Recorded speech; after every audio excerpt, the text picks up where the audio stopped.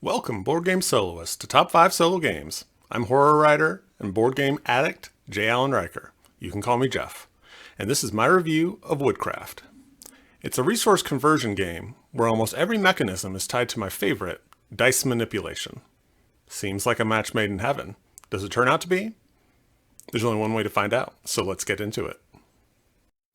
In Woodcraft, you play as forest people running competing wood shops in the woods, with you gathering wood and crafting goods for your customers.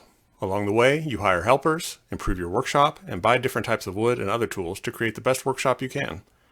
During the game, players complete their projects with wood dice that can be cut down to size, glued back together, and adjusted using dice manipulation to be as efficient as possible with their resources. So let's start shallow, and maybe stay shallow. I guess you'll have to decide on that. But we're going to start with my number 5 item, components. It has very fun and creative use of simple materials. You see this in board games a lot because while we are a luxury hobby, and these are most certainly luxury products, they do not have the economies of scale that other luxury products do. It's a small niche hobby, obviously. And so we are surprised when we get anything resembling luxury actually within the box. Besides, of course, the rules and things like that. My favorite example of this is in Spirit Island. It's a pretty expensive game, and it's got the luxury products of those little wooden huts, which are very clearly just if you assemble wooden furniture and have a bolt hole is the piece of wood that is matches the color of the wooden furniture to put in the hole to cover up the metal bolt so that you can't see it. But they make perfect little wooden huts, so we think they're great. We're the only hobby that thinks that vac form plastic is a luxury item that you have to buy the deluxe version for. If you buy a $2 package of generic cookies, it's something that you throw away. Anyway, I do enjoy seeing the way that game manufacturers are able to provide an immersive experience without charging a ton of money. And I think there's a lot of good things like that going on in the Woodcraft components. For instance, here's glue is a little like a plastic disc. You use saws throughout the game, of course, because you're in a wood shop. Well, these sliced up wooden dowels that are painted silver are extra saw blades, and scraps of wood that you use to change the pip value of a die are just little wooden cubes. There's a nice rondelle, quite possibly the reason that you bought the game. So the game has a lot of shades of brown. This will keep the Euro purists happy, as they are not scared into thinking they might be playing an Ameritrash game by having too much color. There's plenty of beige, but for those of us who enjoy color, the beige is purposeful because it's the color of wood. And they do a good job of adding pops of color throughout. You can see the player boards. You have a certain color and then color cubes go with them, and I played with these fuchsia components. You get a nice bag of dice. They're wooden, of course, to match the theme. I don't like wooden dice that much. They're light, but I think that you couldn't get away with not having them in this game, especially because they are supposed to represent chunks of wood that are going to be chopped up to make your projects to fulfill your contracts. I think that the art is very pleasant. There is something a little strange going on, and I see this in a lot of Euro games. I'd say the art is good. It's folksy and a little bit simple, but it's good. But look at that person's face. Look closely. Feel the terror. What's up with that? Why are there these games that look nice, and then when it comes to the humans in them, they look kind of freakish? These actually enter almost give you an uncanny valley feeling when you look at their eyes, a little bit unsettling. I'm not going to complain about it too much. I just want to know why. Why is this a trend in Euro games or resource conversion games? If we see art that's too complex and realistic, does it scare us into thinking that we're accidentally playing an Ameritrash game? As I've said in some previous videos, dice manipulation is one of my absolute favorite mechanisms. I think when I usually like it, it is when you are rolling for things and then you are able to kind of get freebies. It makes you feel like if you roll well that you're getting a freebie because you've got all these dice manipulation options that cost you that you can use to get what you need. And so it just creates this feeling of abundance that I enjoy. And I will say that I don't feel like that is present in this game. Probably because you're not rolling dice very often, and when you are rolling them, you're not rolling them for a specific purpose most of the time. You might roll them right before you need to buy a piece of wood for a project, and that project requires an extremely, it requires a precise number of pips on the die. And if you roll exactly what you need, then you don't need to manipulate it. But that's not a very common scenario. Most of the time, the pieces of wood are sitting in the lumber yard with their pip values ready to go. So the way that dice manipulation works in this is that you have a lot of free actions, which that's kind of great. I was really surprised by this. You have a lot of free actions that you can perform within your wood shop. In your wood shop, you have your various saw blades. You have your gluing station. You have this station, these 3 stations, which lets you use scrap wood to increase by either 1 pip, 2 pips, or 4 pips as you add them on there. Those are place markers. They're not there from the beginning, except for the first one. And then you have these pots where you can grow trees, and they will gain value every round. So almost every mechanism in the game is aimed at manipulating these dice to get exactly what you need to fulfill contracts. There are 2 ways to get dice. One of them, as I said, is to buy them from the lumber yard. There are 2 of each color in the lumber yard. So there's variety as far as values because they are rolled dice. And so they might be what you need or they might not be. If they're too low, you're going to have to glue some together or glue some scrap lumber, attach some scrap lumber. If they're too high, you're going to have to cut them down, which is cool because you actually split the die when you cut it. And so you only use the value from the die that you need, and you get to keep the remaining. This is definitely not like a dice chucker dice manipulation game. So let's talk about the Sawmill. It's probably what drew you to the game in the first place, right? It's a really cool sort of rondel, but it's got wedges that move around instead of like workers that move between printed actions. So you have wedges and they jump to each quadrant as you go. You can see that there are values up on the edges. I'm sorry, I'm not accustomed to using an unmirrored mode on the camera. So as you see me struggle to point to the correct thing, that is why. Maybe I should just look at it. But then my face, okay, yeah. So you see that you have the values, and you get that when you pull a wedge. Also, depending on how long it's been since it was used, let's say you have something here that hasn't been used. Like I tend to not hire very many workers. And so that might be the card that's left over here or a tile is to be able to hire a worker. Well, then I get 2 victory points for doing so, along with whatever benefit is here.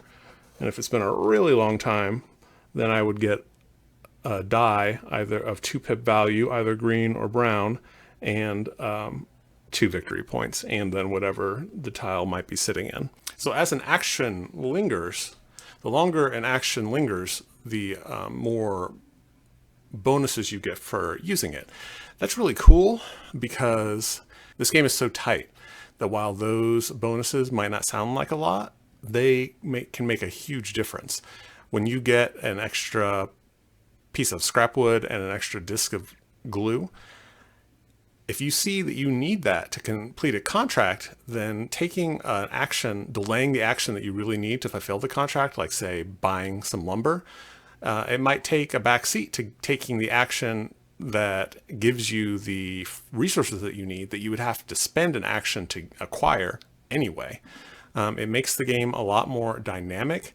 This game has very little randomness, and that can lead to games where you sort of know what is going to happen the farther ahead you're able to plan it out. Some people like that and some people don't. But this game adds some plan disruptors that are your choice, which I think is really cool. You choose to disrupt your own plan in order to get a bonus that is going to help you out a lot. If you have something you're desperate to do, yeah, you're going to be able to do it unless certain board states, action selection states occur which prevent it, which would be an action that lingers so long that it prevents you from taking the most popular action, as the rondelle can't rotate any further. But that's the only situation where you're going to be prevented from doing what you want. But you'll frequently find that you will have things that you want to do that you didn't know that you wanted to do in order to attain some benefits.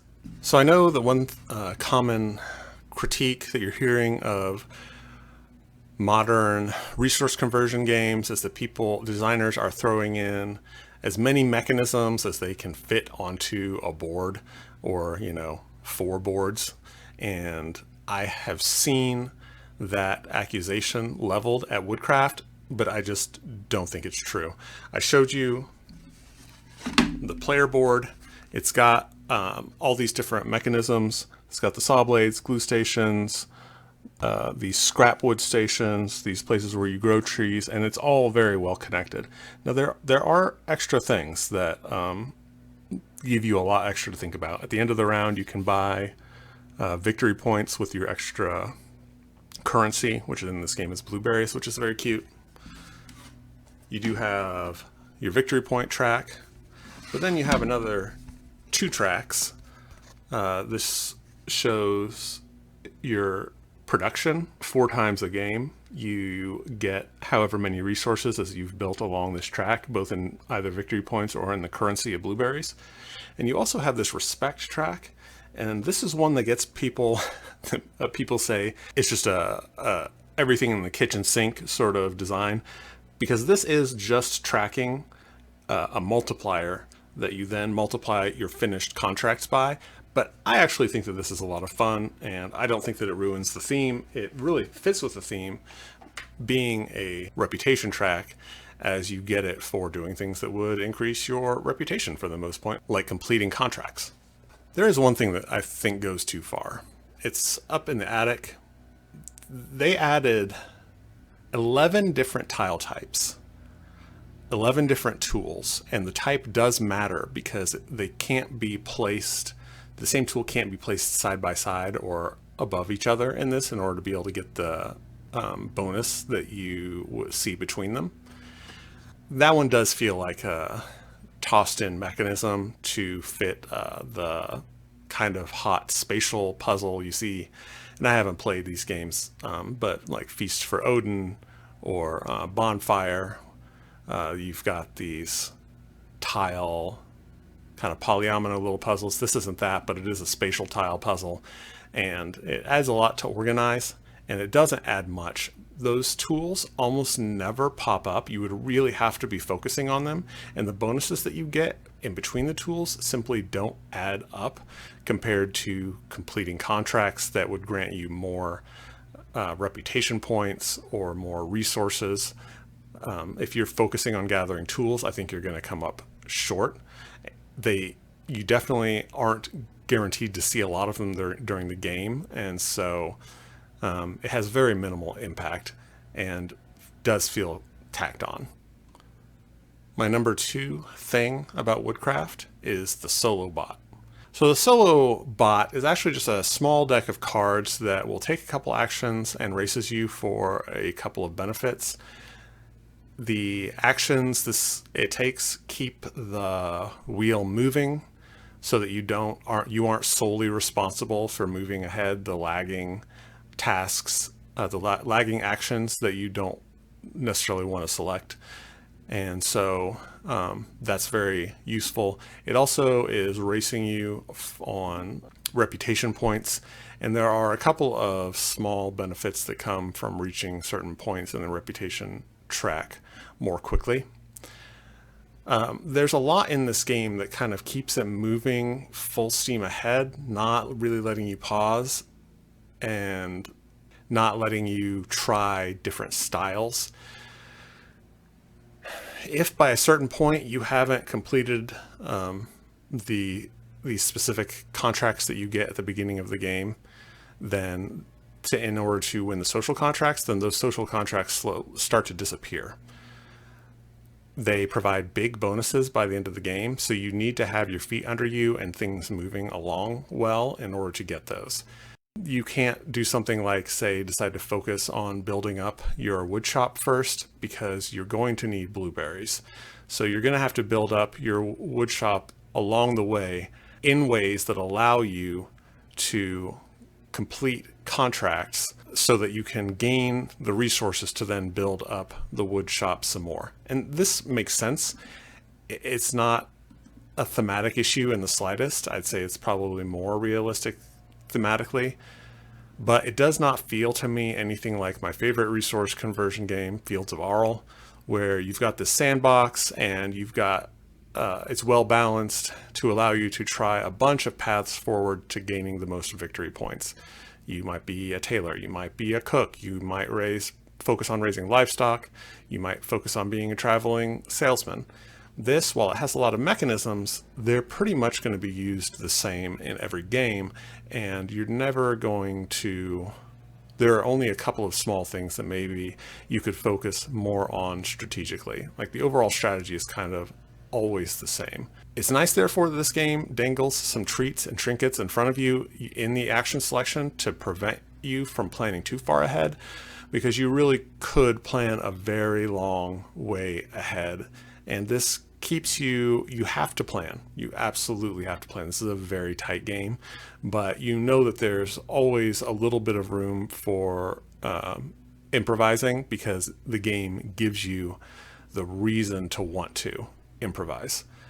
So my number one thing about Woodcraft is that I don't want to play it anymore.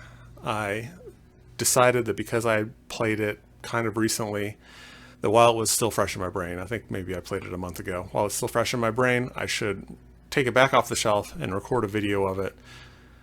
And it kind of gave me a sinking feeling to record the background playthrough for the video.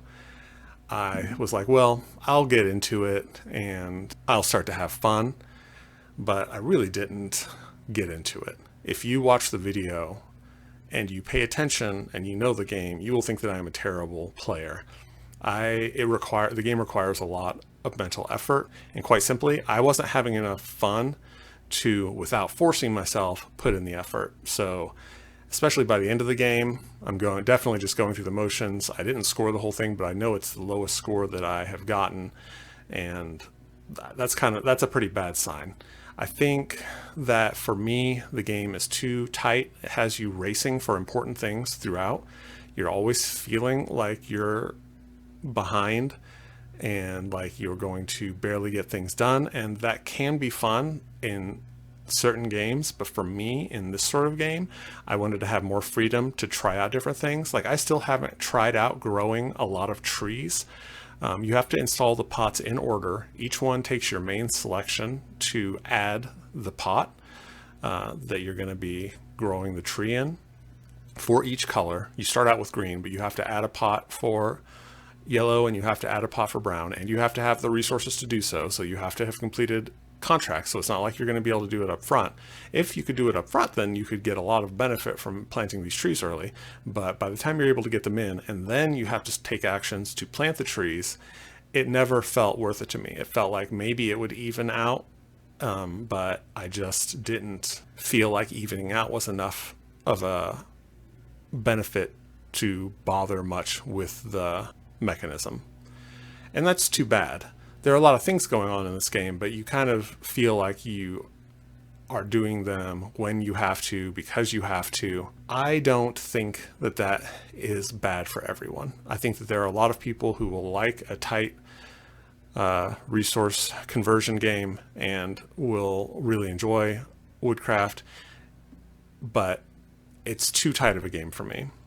Like, when you get these contracts, you have to finish them to prevent, like, in a certain time frame, to prevent them from sliding further and further down this track. And at the bottom, you start getting penalties, and you get very severe penalties if you don't finish all the contracts.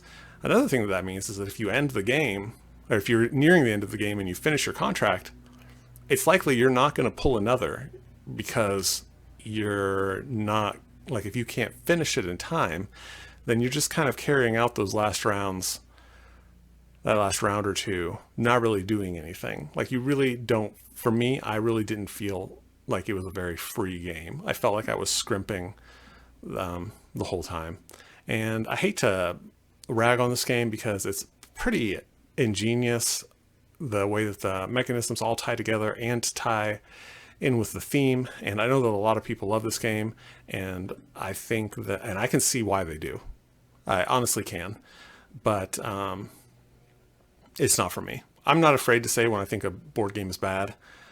I'm not one of these people who is going to say it's subjective, because I think that it's intersubjective. I think all of these art forms, all of these genres are in conversation with previous entries in the genre, and we can say that something is bad compared to all the other versions of that, some of this thing that are similar, and we can look at how the differences matter. But this is not a case where I want to call this game bad. I think that it is a good game. I think it's probably a very good game, but it is not a game for me. So that's 5 things about Woodcraft. If you have played Woodcraft, feel free to put in the comments whether you like it or not. Do you like these like very tight Euro games that kind of put you on a specific path, and you're just really trying to concentrate very hard to play the best way possible down that path? Or do you need more of a sandbox feel like I do? Let me know in the comments.